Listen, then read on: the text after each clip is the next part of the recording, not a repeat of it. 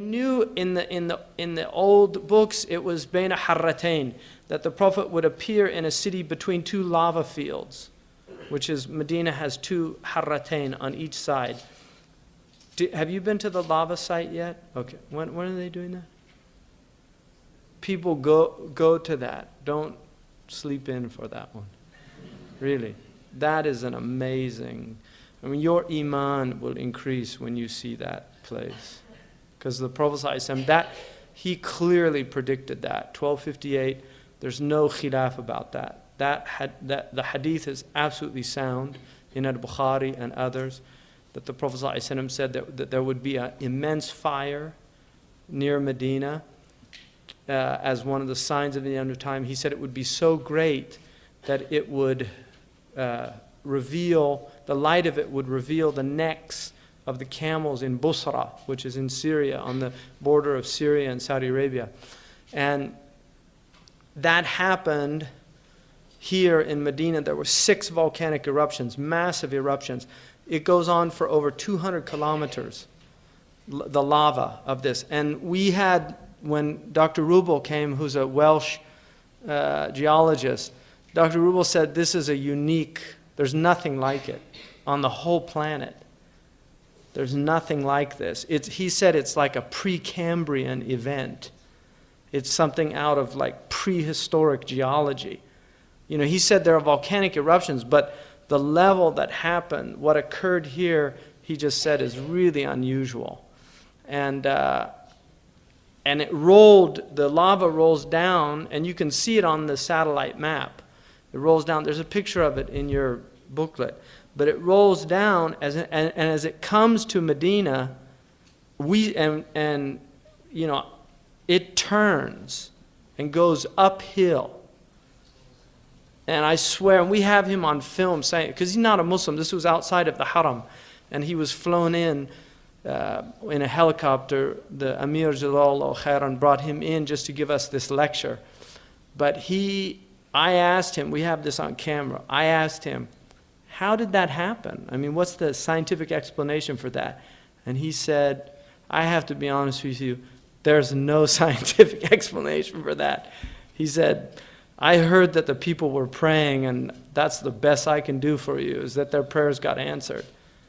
But literally the lava just turns and moves up. So, and when that happened, all of the people of Medina went to the masjid. They said that they broke all the musical instruments in the city. They broke all the bottles of wine. They freed all of the slaves, which shows you they knew, like, keeping slaves. You want to get close to God, free the slaves. They freed all the slaves. And Abu Shama, who's the historian who was here at the time, the Syrian historian, Ibn Hajar records this. It's mutawatir. This event is literally a fact. It's as sound as any historical fact that you know of in human history. He was an eyewitness to it. There were several eyewitnesses. He said that for several months, they were riding at night in Tayma by the light of this fire. In Tayma, which is about... And I asked Dr. Roobol, how far would have the light been seen? He said easily Syria and Iraq. In Syria, in Damascus, they did the kusuf prayer, because the black smoke covered the sky, and they actually thought it was a eclipse. So this happened. This is historical fact, clearly predicted by the Prophet ﷺ, because we have the hadith written long before. We have manuscripts long before this event happened. The Prophet clearly predicted this. To me, this is... to deny that, it's just a clear miracle. Even when I told my brother about that, he said that's prophecy. I mean, the Prophet ﷺ clearly prophesied this event. So it's an amazing place to see it. I mean, I actually suggested to the Amir that they put out a museum out there and have a train from Medina to take people out there and put a museum of Dalail al-Nubuwwah out there. Just all the proofs of the prophecy, because just for the pilgrims to be able to see that. It just increased your faith. Wallahi, I felt my iman it went up when we were out there looking at that place. Sallallahu alaihi wasallam. So it's an incredible event that happened and was predicted by our Prophet sallallahu alaihi wasallam.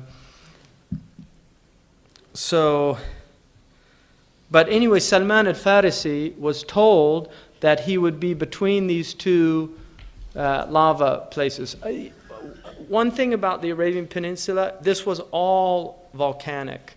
The whole peninsula was volcanic, and which is why you see these very unusual formations here.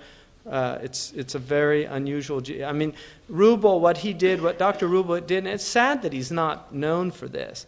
He did he's been doing this for 30 years, doing a geological survey of the entire Arabian Peninsula. He did what was done in the 19th century by the Europeans all over the world. He did in the late 20th century of Saudi Arabia. Nobody had done this before. I mean, this is his life's work.